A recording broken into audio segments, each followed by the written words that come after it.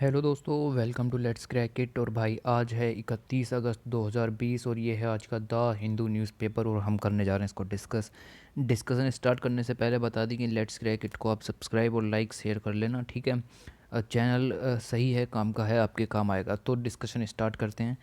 तो जो पहला आर्टिकल आपके काम का फर्स्ट पेज पर ही मोदी जी ने कह दिया कि India can become a global toy hub. तो ये इंडिया को एक ग्लोबल टॉय हब बनाने की यहाँ पर बात कर रहे हैं, जबकि इन्हें बनाना चाहिए इंडिया को एक ग्लोबल एजुकेशन हब, ठीक है। इस चीज़ की बहुत ज़्यादा ज़रूरत है, ना कि टॉय हब की। फिर भी पेज 1 पर आर्टिकल आया है और मोदी जी ने बात कही है, हम थोड़ा सा देख लेते हैं, ठीक है। ये देखिए, बस इसी को पढ़ेंगे, ज़्यादा इसमें जानने की ज़रूरत नहीं है क्योंकि पूछा नहीं जाएगा कि हम इसे कैसे टॉय हब बना सकते हैं, ठीक है। यूपीएससी में तो खासकर बिल्कुल नहीं पूछा जाएगा। You will be surprise to know that global toy industry is more than 7 lakh crore से ज़्यादा की ग्लोबल टॉय इंडस्ट्री है। सच अ बिग बिजनेस, इतना बड़ा बिजनेस, और उसमें इंडिया का जो शेयर है वो बहुत ही कम है। हर जगह इंडिया का शेयर काफ़ी कम है। Now just spare a thought for a nation which has so much heritage, जिसके पास इतनी ज़्यादा हेरिटेज है, ट्रेडिशन है, वैरायटी है, यंग पीपल हैं। Young people, will it feel good to have such little share in the toy market. तो हो सकता है ये कहीं टॉय मीटिंग वगैरह कुछ हो रही हो, उसमें गए हों, तो वहाँ पर इन्होंने ये बात कह दी और ये फर्स्ट पेज पर जो है सॉरी बात आ गई, ठीक है। तो इसमें बस आपको इतना ही जानना ज़रूरी है, कोई इस पर पीएचडी करने की आपको ज़रूरत है नहीं, क्योंकि हमारे पास और भी बहुत सारे आर्टिकल्स हैं जो पढ़ने हैं, ठीक है। आगे चलते हैं। देखिए दूसरा आर्टिकल जो इम्पोर्टेंट है, इधर देखिए आप, ये आर्टिकल थोड़ा सा अच्छा है। यहाँ पर लिखा हुआ है premature retirement is not a penalty. तो एक तो होता है कंपलसरी रिटायरमेंट, आप जानबूझ करके लोगों को निकाल देते हैं काम से, तो वो हो जाता है कंपलसरी रिटायरमेंट। और एक होता है प्रीमेच्योर रिटायरमेंट, आपकी सब चीज़ें देखी भाली जाएंगी, एफिशिएंसी वगैरह, और उसके बेस पर आपको रिटायरमेंट दिया जाएगा। तो इसके ऊपर एक सेपरेट वीडियो थोड़ी सी देर में ही आ जाएगी, उसका लिंक नीचे डिस्क्रिप्शन में है, ठीक है। ये थंबनेल है वीडियो का, ठीक है, तो उसको ज़रूर से देखिएगा क्योंकि इम्पोर्टेंट है वीडियो, ठीक है। आगे चलते हैं। या ये देखिए, हल्दी लॉसेस इट्स फ्लेवर एमिड पेंडेमिक। तो आपको पता है कि कोविड-19 के दौरान सारी ही इकोनॉमिक एक्टिविटी रुक गई, चाहे वो फिर जीआई टैग की हो या इकोनॉमिक जोन के अंदर आती हो, तो हर चीज़ पर असर पड़ा है। तो यहाँ पर जो बात हो रही है वो बात हो रही है कंदमल हल्दी की, ठीक है। तो कंदमल हल्दी के बारे में आप पिछले 1-2 साल से पढ़ ही रहे होंगे। उड़ीसा की बहुत ही फेमस हल्दी है और इसको जीआई टैग जो है वो मिला हुआ है, इसीलिए ये आर्टिकल यहाँ पर आया है, क्योंकि इसको जीआई टैग मिला हुआ है। तो आपको क्या जानना है, ये सब नहीं जानना कि इसका रेट क्या चल रहा है, सीज़न में क्या था और ये सब क्या हुआ। सिर्फ ये वाला पैरा आपके काम का है कि इसको जीआई टैग मिला हुआ है और ये उड़ीसा की फेमस हल्दी है, ठीक है। अब जीआई टैग के बारे में आपको सब कुछ पता ही होगा, और अगर आपको नहीं पता बेसिक, तो बेसिक चीज़ें मैं यहाँ पर जो है आपको बता देता हूँ। एक जियोग्राफिकल इंडिकेशन, इसकी जो फुल फॉर्म होती है वो ये होती है, is a sign used on product. तो ये प्रोडक्ट्स पर यूज़ होता है, that have a specific geographic origin. तो ऐसे प्रोडक्ट के लिए जिनका एक पर्टिकुलर जियोग्राफिकल ओरिजिन होता है, and possess quality specific to the place of origin. और वो चीज़ सिर्फ वहीं पर ही उग सकती है, आप कहीं और पर उसको उगा नहीं सकते। तो ऐसी चीज़ों को जियोग्राफिकल इंडिकेशन दिया जाता है, ठीक है। इससे क्या फ़ायदा होता है, tag enables those with the right to use the sign to prevent its use by third party. तो इसको कोई और यूज़ नहीं कर सकता, सिर्फ आप उड़ीसा से ख़रीदो कंदमल हल्दी, और कंज्यूमर के बीच में ये बात रहती है। कोई थर्ड पार्टी आकर के नहीं कह सकती सर हम आपका ये चीज़ ले जा सकते हैं, इसको हम अपने नाम से बेचेंगे, ऐसा इसके बारे में नहीं हो सकता, ठीक है। इसके बेनिफिट क्या है, बेटर प्राइसिंग मिलेगी। अगर ये कहीं और बेची नहीं जा सकती, एक ही जगह बिकेगी, तो उस पर बेटर प्राइसिंग तो मिलेगी, एक्सपोर्ट बूस्ट होगा। अब इसको जीआई टैग दिया गया है तो कुछ सोच कर ही दिया होगा, इसकी क्वालिटी वगैरह भी देखी होगी, तो एक्सपोर्ट तो इसका बढ़ेगा। Increase trust and product quality, और फिर इसके ऊपर पैकेट के ऊपर लिखा हुआ भी आएगा कि जीआई टैग, तो एक क्वालिटी वाला जो मीज़र होता है ना प्रोडक्ट्स का, वो भी यहाँ एंश्योर रहेगा, ठीक है। ये कुछ अलग एक्स्ट्रा चीज़ दी हुई है, ये काम की नहीं है, ठीक है। तो ये जियोग्राफिकल इंडिकेशन टैग के बारे में बेसिक चीज़ें थी, बाकी आपने इसके बारे में पूरा इकोनॉमिक सेक्शन में पढ़ा होगा, और ठीक है इसके बारे में आप जानते होंगे। तो ये बेसिक चीज़ें आपने जान ली। आगे चलते हैं, एक आर्टिकल और यहाँ पर काम का है। देखिए जीएसटी के ऊपर डिबेट चल रही है, सेंटर ने मना कर दिया कि हमारे पास कोई लायबिलिटी नहीं है कि हम जीएसटी कंपनसेशन जो स्कीम हमने 2017 में चलाई थी हम उसको दे ही दे। तो इस बार हमारे पास कुछ नहीं है, हम आपको ये सब नहीं दे सकते। दो ऑप्शन रखे बोरो करने के कि स्टेट जा कर के आरबीआई से बोरो कर लें अगर उनका जीएसटी शॉर्टफॉल हो रहा है। तो यहाँ पर मना कर दिया। जैसे कल केरल के जो फाइनेंस मिनिस्टर थे और सीएम थे, उन्होंने बयान में कहा था कि जीएसटी तो देना ही पड़ेगा। यहाँ बंगाल के फाइनेंस मिनिस्टर जी ये सामने आए हैं, उन्होंने कहा है कि denial of GST due will crush federalism. तो ये फेडरलिज्म को जो है ख़त्म कर देगा।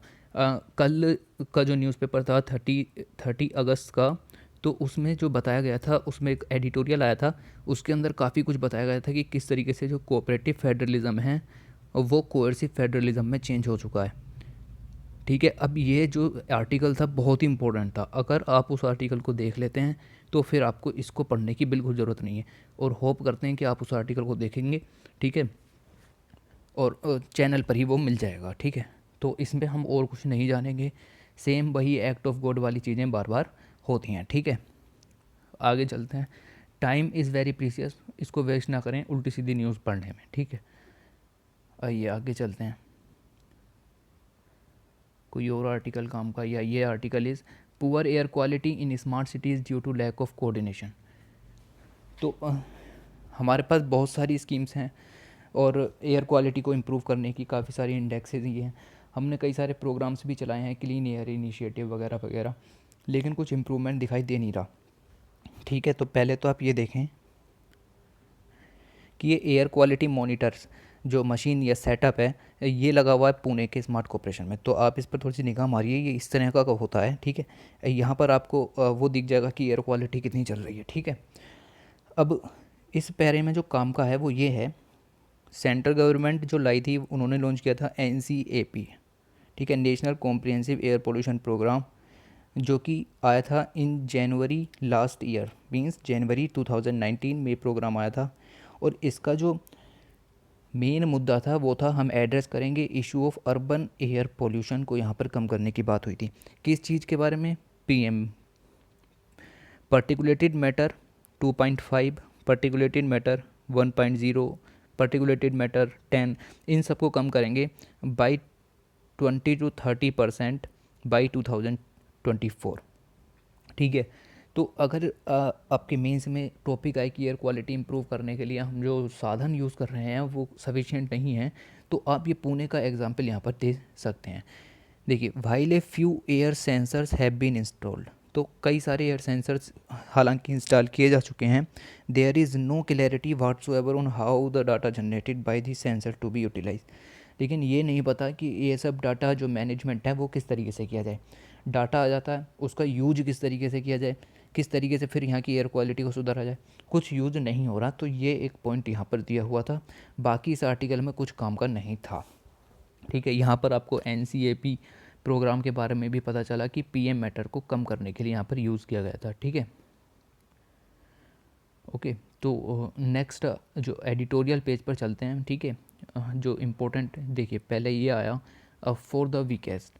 आपको पता है कि सुप्रीम कोर्ट ने जो अनुमति दे दी है कि जो शेड्यूल्ड कास्ट हैं उसके अंदर जो सब ग्रुप हैं, स्टेट डिसाइड कर सकते हैं कि कौन से सब ग्रुप को कितना रिजर्वेशन देना है। तो ये जजमेंट 3-4 दिन पहले आया और उसी के ऊपर ये आर्टिकल है। तो इस चीज़ को हम कह रहे हैं कि रिजर्वेशन यहाँ पर जो है प्रोवाइड किया जा रहा है। तो इसके ऊपर एक सेपरेट वीडियो पहले से ही चैनल के ऊपर पड़ी हुई है, बना दी गई थी, what is reservation for UPSC। ठीक है, इसको ज़रूर से देखिएगा। Article 341 is very very important. ठीक है, इसका लिंक आपको डिस्क्रिप्शन में मिल जाएगा। तो अब जो हमारे काम का जो एडिटोरियल बचता है वो ये है, और this is very very important. ठीक है, हम पिछले कई सालों से 5-6 सालों से वर्ल्ड बैंक की जो ease of doing business index है, ठीक है, उसमें बहुत अच्छा परफॉर्मेंस कर रहे हैं। लेकिन इस आर्टिकल में जो बताया गया है वो थोड़ा सिर चकराने वाला है, और ये बता देगा कि इतना ज़्यादा इम्प्रूवमेंट आखिर किन किन गलतियों की वजह से हमें ध्यान देखने को मिल सकता है कि जो हम इतना ज़्यादा ट्रस्ट कर रहे हैं ease of doing business index पर, क्या वो सही है। हमारी रैंकिंग इतनी ज़्यादा कैसे सुधर रही है, ठीक है, दूसरे देशों की रैंकिंग इतनी ज़्यादा ख़राब कैसे हो रही है। तो बहुत सारे एस्पेक्ट यहाँ पर दिए हुए हैं, वन बाई वन एक एक लाइन देखेंगे, ठीक है। तो थर्सडे को क्या हुआ कि वर्ल्ड बैंक ने कहा कि इस साल हम अपनी डूइंग बिजनेस इंडेक्स जो है वो पब्लिश नहीं करेंगे, क्योंकि बहुत सारी कंट्रीज़ हैं उनके डाटाज में इरेगुलरिटी आ रही हैं। बहुत सारी कंट्रीज शिकायत कर रही हैं कि वर्ल्ड बैंक जो है बायस तरीके से डूइंग बिजनेस इंडेक्स को जो है प्रिपेयर कर रहे हैं, ठीक है। प्रेस रिलीज में ये बात कही कि 2020 के लिए कोई डूइंग बिजनेस इंडेक्स नहीं आएगी, लेकिन ये क्या करेंगे, जो पिछले 5 साल का डाटा है, जो 2014 से 2019 तक का डाटा है, उसको दोबारा से एनालिसिस करेंगे और उसको दोबारा से पब्लिश करेंगे। The integrity and impartiality of our data analysis paramount. तो जो हम जो वर्ल्ड बैंक वाले कह रहे हैं कि जो ईज ऑफ डूइंग बिजनेस हम देते हैं उसके लिए इंटीग्रिटी और इम्पार्शलिटी ऑफ डाटा बहुत ज़्यादा ज़रूरी है, जो कि इस साल हमें नहीं मिला और हम ये चीज़ें नहीं आज पब्लिश नहीं करने वाले इस साल। We are conducting a systematic review and assessment. हम एक सिस्टेमेटिक असेसमेंट रिव्यू करेंगे of data changes occurred subsequent to the institutional data views process for the last 5 ease of doing reports। तो 5 साल की जो ease of doing business reports हैं उनका systematic analysis किया जाएगा कि आखिर कुछ मिस्टेक्स हुई तो वो कहाँ पर हुई और क्यों हुई, उनका असेसमेंट जो है वो किया जाएगा ताकि जो कंट्रीज़ हैं वो सेटिस्फाई हो सकें। We have asked the World Bank's independent internal audit function to perform an audit of the processes for data collection and review businesses and the controls of safeguard data integrity। तो world bank के group ने बात की है independent audit से, जो कि जो ईज ऑफ डूइंग बिजनेस है इंडेक्स है उसको ऑडिट करता है। तो उससे जो बात की गई है अब इसको थोड़ा रिव्यू के लिए किया जाएगा और डाटा को कलेक्शन करके उसको प्रोसेस किया जाएगा। पिछले 5 साल के यहाँ डाटा की बात हो रही है, अब ऐसा करने की क्या ज़रूरत पड़ी वो इस आर्टिकल में नीचे सब बताया गया है, ठीक है। तो देखते हैं rankings and make in India. तो इससे हमें क्या तकलीफ़ होगी, इस साल की ease of doing business index भी नहीं आ रही, पिछले 5 साल का रिव्यू भी हो रहा है, तो हमें क्या तकलीफ़ है। यस हमें तकलीफ़ है। इंडिया ने बहुत ज़्यादा इम्प्रूवमेंट दिखाया है पिछले 5 सालों में, ठीक है। As it mean to attract investment to achieve the target set by the make in India. Make in India भी हमने चलाया था 2014 में, उसके बाद से ही ईज ऑफ डूइंग बिजनेस में इंडिया ने बहुत ही ज़्यादा इम्प्रूवमेंट किया है। द इनिशिएटिव जो मेक इन इंडिया इनिशिएटिव था और नेशनल मैन्युफैक्चरिंग पॉलिसी आई थी, तो हम ये चाहते थे कि मैन्युफैक्चरिंग जो सेक्टर है उसका जीडीपी में हिस्सा 25% तक बढ़े, जो कि पहले 16 से 17% था, और हम 100 मिलियन एडिशनल जॉब 2022 तक क्रिएट करना चाह रहे थे, ठीक है। तो ये मेक इन इंडिया और नेशनल मैन्युफैक्चरिंग पॉलिसी का जो मोटिव था, ठीक है। देखिए अब इंडिया ने जो सक्सेस हासिल की ईज़ ऑफ डूइंग बिजनेस में उसको देखते हैं। India success in boosting it's ease of doing business ranking 63 पर हम आ गए हैं 2019 में, जबकि हम 142 पर थे 2014 में। तो ये लगभग आधे से भी कम का जो जंप हमने यहाँ पर मारा है, ठीक है। इसके बाद अगर इस बार की रैंकिंग नहीं आती है और पिछले 5 साल का रिव्यू होता है तो हो सकता है कि यहाँ पर कुछ असर पड़े, ठीक है। Policy makers celebrated it to the signal India's commitment. तो ये ऐसा लगा कि भाई जो हमने मेक इन इंडिया चलाया है वो यहाँ सक्सेस होता दिख रहा था, इतनी अच्छी रैंकिंग यहाँ पर हमारी इम्प्रूव हुई, ठीक है। तो इससे मिनिमम गवर्नमेंट मैक्सिमम गवर्नेंस वाला जो स्लोगन था वो भी यहाँ सही होता हुआ दिख रहा था। फिर लेकिन अब वर्ल्ड बैंक ने जो ease of doing business report है लास्ट 5 साल की, उसको जो है दोबारा से रिव्यू करने की मांग की है कि ये डिस्कम्फर्ट थे पिछले 5 साल के spotlight on the sharp rise of India's ranking, और यहाँ पर इंडिया की शार्प राइजिंग भी दिख रही है। तो इंडिया के लिए एक वेरी ही डिस्कम्फर्ट यहाँ सिचुएशन हो गई है कि 5 साल का रिव्यू होगा, पता नहीं रैंकिंग का क्या होगा और फिर मेक इन इंडिया प्रोग्राम का क्या होगा।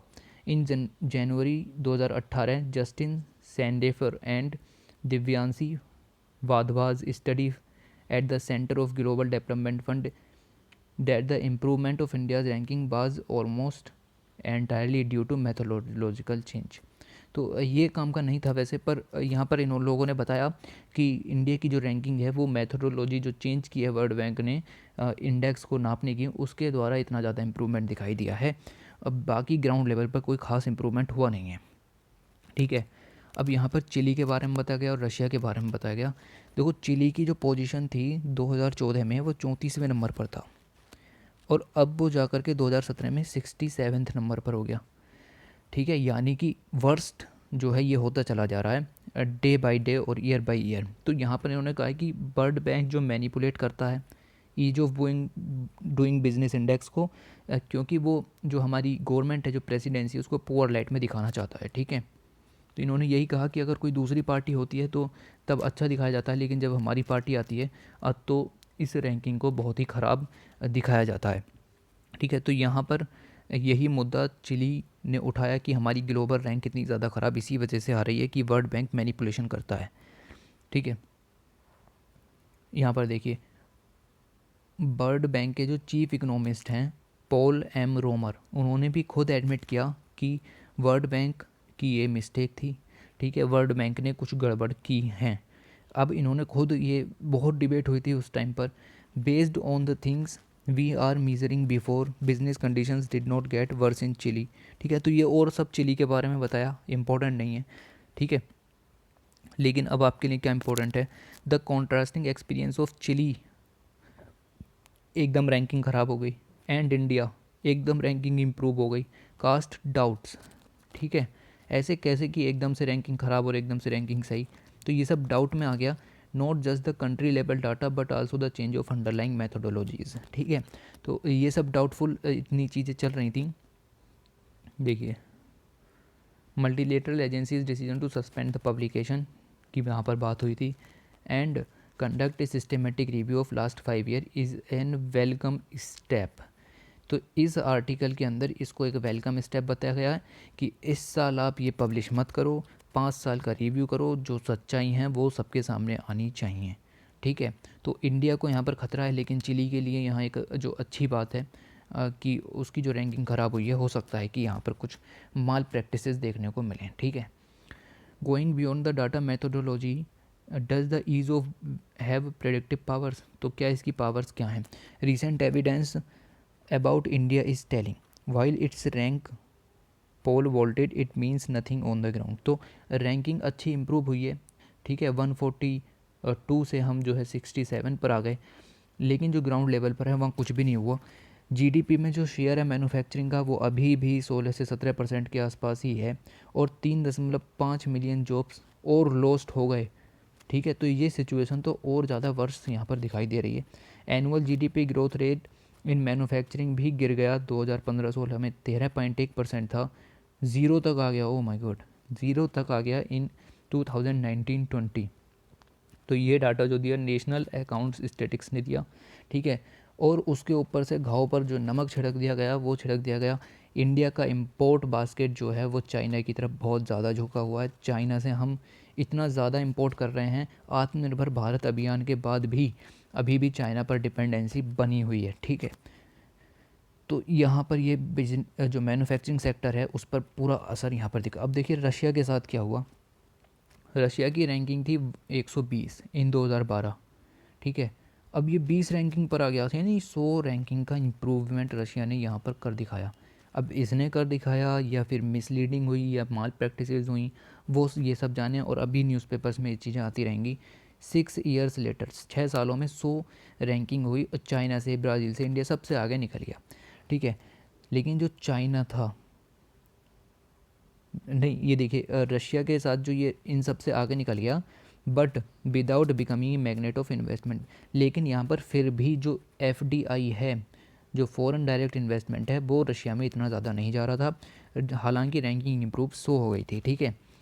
लेकिन दूसरी तरफ जो चाइना का जो केस था वहाँ पर ये था कि 78 से 96 के बीच इसकी रैंकिंग रही, लेकिन यहाँ पर जो इन्फ्लो है कैपिटल का वो काफ़ी ज़्यादा था, हाईएस्ट इन्फ्लो यहाँ पर था।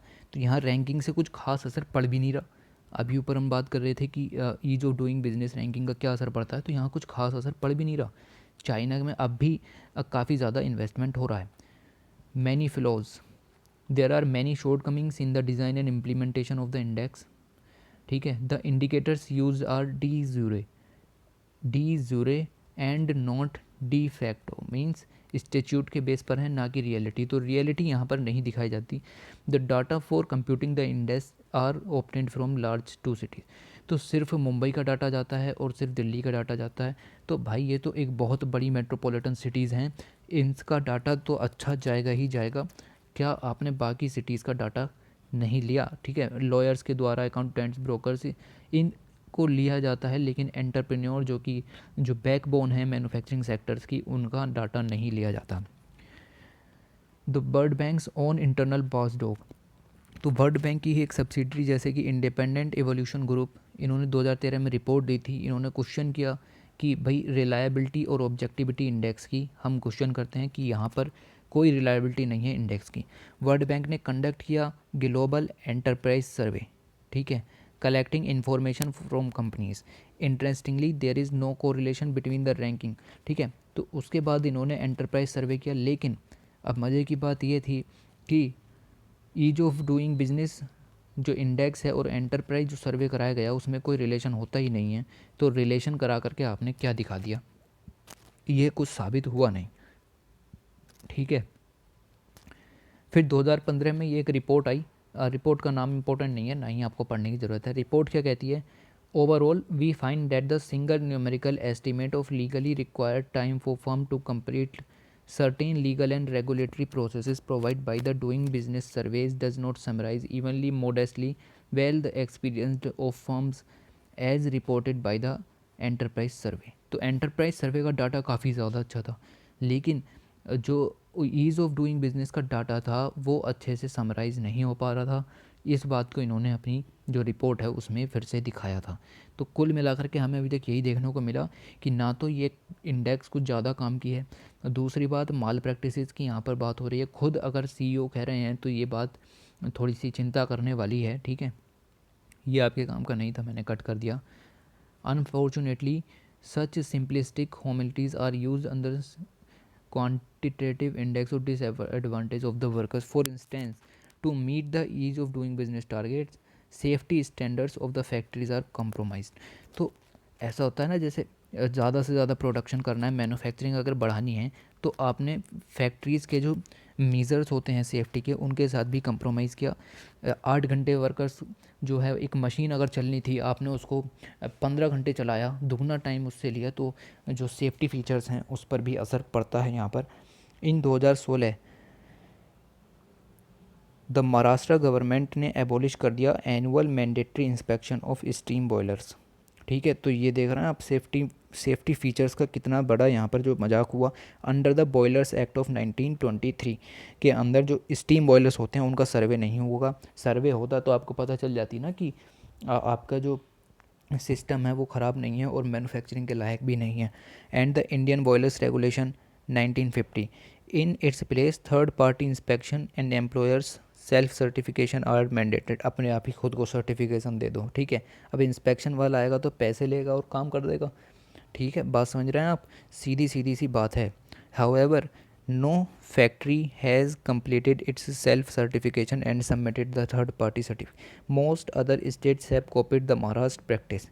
और स्टेट्स ने भी महाराष्ट्र, क्योंकि एक तो रैंकिंग आती है ग्लोबल लेवल पर, फिर आप देंगे एक स्टेट लेवल पर भी, तो स्टेट्स भी इसमें पार्टिसिपेट करेंगे और चाहेंगे कि ज़्यादा से ज़्यादा इन्वेस्टमेंट उनकी जो है वहाँ पर हो।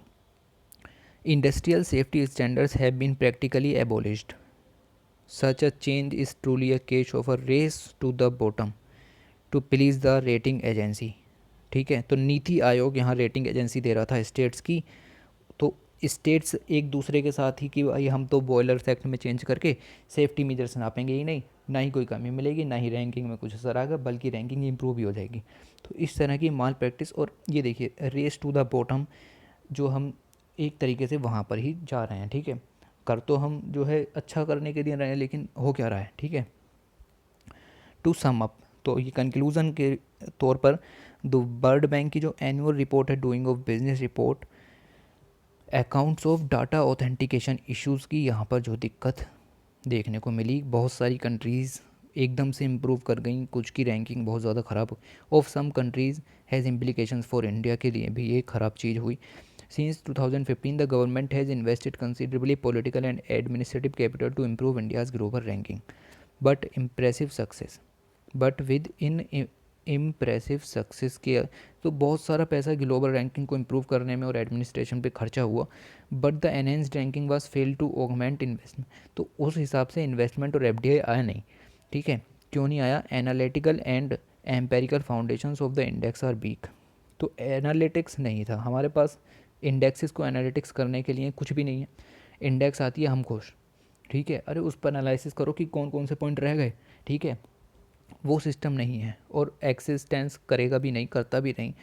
The index is based on de jure measure not de facto measure. तो ऊपर ऊपर की चीज़ें देखी जाती हैं, जो रियलिटी है वो यहाँ पर इग्नोर है। There is no credible association between improvement in ranking at a rise of capital formation and output growth.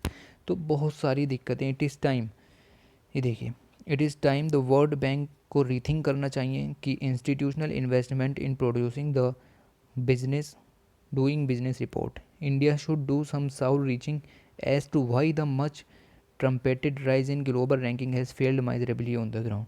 ठीक है, तो वही बात फिर से है कि ये देखो कि इतनी ज़्यादा रैंकिंग जो अच्छी से अच्छी हो रही है, लेकिन फिर भी इन्वेस्टमेंट जो है नहीं आ रहा, तो क्या किया जाए। ठीक है, तो ये इशू यहाँ पर पूरा था। वर्ल्ड बैंक की जो इंडेक्स थी उसका अच्छे से यहाँ पर बताया गया कि किस तरह की चीज़ें यहाँ पर चल रही हैं, और हमें इतना खुश नहीं होना चाहिए। इंडिया की रैंकिंग इम्प्रूव हुई है, लेकिन उसके बाद भी इन्वेस्टमेंट अच्छा नहीं है और मैन्युफैक्चरिंग पॉलिसी भी ख़राब यहाँ पर चल रही है। ठीक है, तो ये सब बातें थी। एक अच्छा क्वेश्चन यहाँ से क्रेडिबिलिटी और ट्रांसपेरेंसी गवर्नेंस जीएस पेपर 2 के अंदर आ सकता है। ठीक है, तो इसको दोबारा से पढ़ लीजिएगा, दोबारा वीडियो देख लीजिएगा। ठीक है, और आगे चलते हैं। कुछ और आर्टिकल काम के हो तो ये आपका काम का नहीं है, इसमें कोविड-19 के बारे में ही बताया गया है, और ये आर्टिकल जो है आप पढ़ना चाहें तो पढ़ सकते हैं, पर यूपीएससी के काम का नहीं है।